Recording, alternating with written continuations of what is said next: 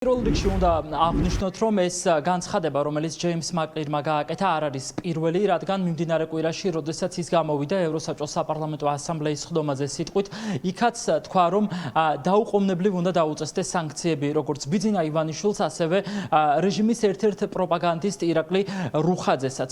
ეს შეიძლება ითქვას, რომ უკვე მეორედ ხდება ამ კვირაში, როდესაც ჯეიმს მაკლირი საუბრობს სანქციების დაწესების აუცილებლობაზე უშუალოდ ქართველი ოლიგარქის მიმართ, რადგან ის ამბობს, რომ ის არის კრემლის მიერ მხარდაჭერილი საქართველოში და ატარებს რუსულ პოლიტიკას.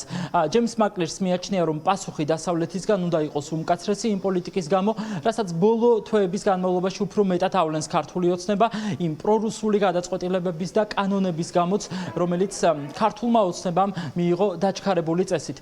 ოპოზიცია ფიქრობს, რომ ეს განცხადებები შემთხვევით ვერ იქნება, რადგან საბოლოოდ სანქციები მაინც ვერაცდება ბიძინა ივანიშვილს ბრიტანეთიდან, რადგან გასულ კვირაშიც კარგად გვახსოვს, რომ ასეთი სანქციები პირველ ეტაპზე დაუწესდა რამდენიმე მაღალჩინოსანს, მათ შორის შინაგან საქმეთა სამინისტროს მაღალჩინოსნები იყვნენ ამ სციაში, ასევე სპეციალური საგამოძიებო სამსახურის შეფი და გენერალური პროკურორი. ოპოზიცია ფიქრობს, რომ ასე ნაბიჯ-ნაბიჯ ახლა ბრიტანეთი ეცდება, რომ რაიმე ფორმით მიანიშნოს ივანიშვილის გუნდი, რომ თუ ისინი არ შეცვლიან პოლიტიკას, სამომავლოდ ეს სანქციების წრე კიდევ უფრო გაფართოვდება და საბოლოოდ მთავარ დარტყმას სწორედ ბიძინა ივანიშვილს მიაყენებენ.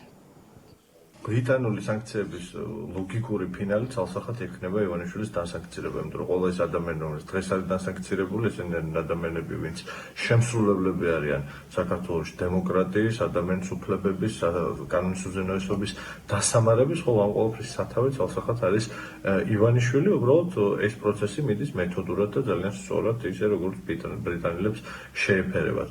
ცალსახად ყველა ეს სანქცია ბოლოს მივა ოლიგარქატის თავთან და ამ უბედურების საწყის წელთან ივანიშვილთან, თუ ამ პროცესში რეჟიმი არ მოიგება გონს ერთის მხრივ, ან მეორეს მხრივ არ ჩამოიშლება. რა თქმა უნდა, ძალიან მნიშვნელოვანია, რომ ჩვენ ბრიტანელ კოლეგებს, პოლიტიკოსებს, პარლამენტის წევრებს, მთავრობის წევრებს, სულ უფრო და უფრო მეც სხვა ქვეყანაში ესმით თუ რა ტიპის მოღალატური და პრორუსული რეჟიმი არის საქართველოში, რომელიც ახშობს დემოკრატიას, რომელიც ცდილობს საქართველოს გადააქციოს რაღაცა ჩეჩნეთად თუ ბელორუსიის მსგავს წარმონაქმნად, ამიტომ მის მიმართ იქნება შესაბამისი ნაბიჯები გადადგმული და ბრიტანეთი იქნება ეს ევროკავშირი, ამერიკის შეერთებული შტატები, რა თქმა უნდა, მათგან იქნება ის ნაბიჯები გადადგმული, რომელიც არის შესაბამისი ამგვარი რეჟიმების მიმართ. ის რომ ორგზის სანქციები უკვე დაწესებულია შინაგან საქმეთა სამინისტროს მაღალჩინოსნებსა თუ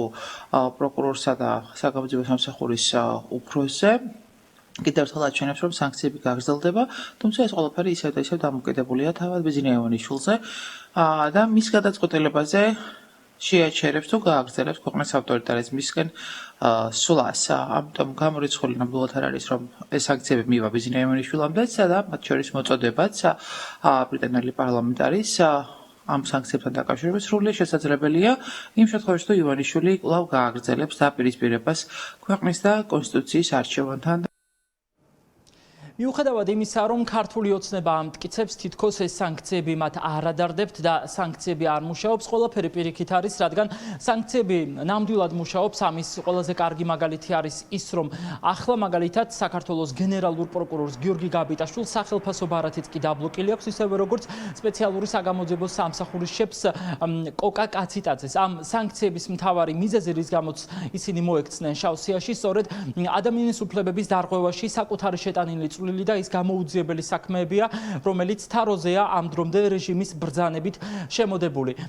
ისიც ფაქტია, რომ მას შემდეგ რაც სანქციები დაიწყო აქტიურად, მას შემდეგ რაც სანქციების დაწესება დაიწყო დასავლეთმა აქტიურად, ბლუმბერგის მონაცემებით ცხადყოფს, რომ ბიძინა ივანიშვილი ყოველთვიურად სულ უფრო მეტ ქონებას კარგავს.